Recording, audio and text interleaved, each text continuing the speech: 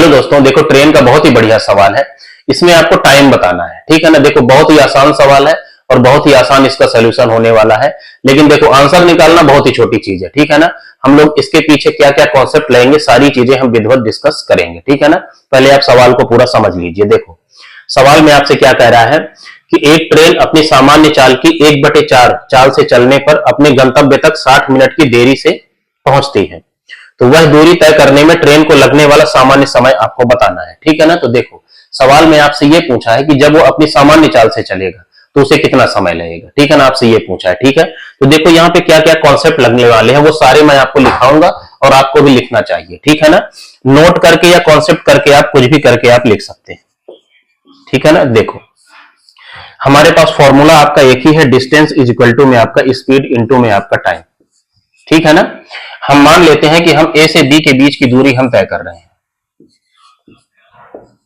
ठीक है ना। अब देखो इस सवाल में हम सेम डिस्टेंस आपका जो है तय कर रहे हैं, ठीक है ना। डिस्टेंस हमारी फिक्स है, ठीक है ना। यहां पे बदल केवल दो चीजें रही हैं, स्पीड के बदलने से टाइम आपका बदल रहा है, ठीक है ना। लेकिन दूरी हम सेम तय कर रहे हैं, ठीक है ना। तो जब भी आपके पास ऐसी कंडीशन हो कि डिस्टेंस आपके पास फिक्स हो तो फिर दो पॉइंट आपको मिलेंगे, ठीक है ना। देखो यहां पे क्या है, डिस्टेंस आपकी फिक्स है, ठीक है ना। जब भी ऐसी कंडीशन मिले कि आपकी जो डिस्टेंस है वो दूरी आपके फिक्स है, तो देखो यहाँ पे डिस्टेंस आपके पास फिक्स है, दूरी आपके फिक्स है, तो आपको दो पॉइंट यहाँ पे मिलेंगे, ठीक है ना। पहला पॉइंट ये है कि स्पीड का उल्टा आपका टाइम का रेशियो होगा, ठीक है ना। तो इसको मैं पूरा लिखे दे रहा हूं। देखो स्पीड का उल्टा, स्पीड का उल्टा टाइम का रेशियो होगा, ठीक है ना। और दूसरा पॉइंट जो है इसी का उल्टा, ठीक है ना, टाइम का उल्टा स्पीड का रेशियो होगा, ठीक है ना। जब भी डिस्टेंस फिक्स होगी तो आपके पास ये दो पॉइंट आपको मिलेंगे, ठीक है ना। टाइम का उल्टा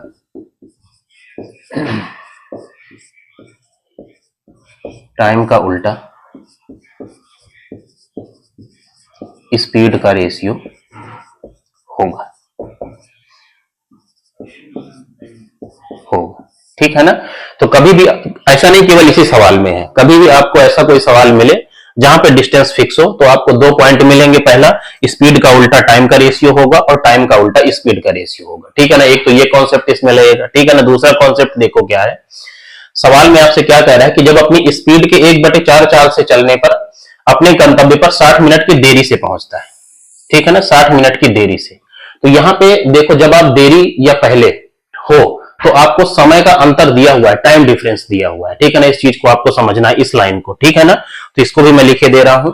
जब भी आपको शब्द मिले आपका देरी मतलब लेट, ठीक है ना, ब्रैकेट में आपका लेट, ठीक है ना, या पहले, पहले का मतलब आपका अर्ली, ठीक है ना।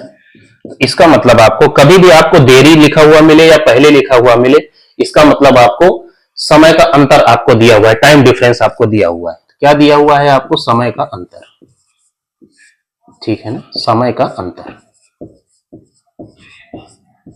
ठीक है ना। तो ये सारी चीजें अगर आप मेरा वीडियो देखते हैं तो इन सब चीजों को आपको एक जगह लिख लेना चाहिए, ठीक है ना, बहुत ही काम आएगा, ठीक है ना। क्योंकि देखो अगर नॉर्मली आप बोल देंगे तो आप उसको भूल जाएंगे, ठीक है ना। अगर एक जगह लिख रखेंगे तो ये सब रिवीजन में आपको बहुत काम आएगा, ठीक है ना। तो देखो अभी जितना लिखा हुआ है केवल इसी का यूज होना है। बहुत ही आसान सवाल है, देखो हम लोग इसको 2 सेकंड भी नहीं लेंगे सवाल को सॉल्व करने में, ठीक है। अब देखो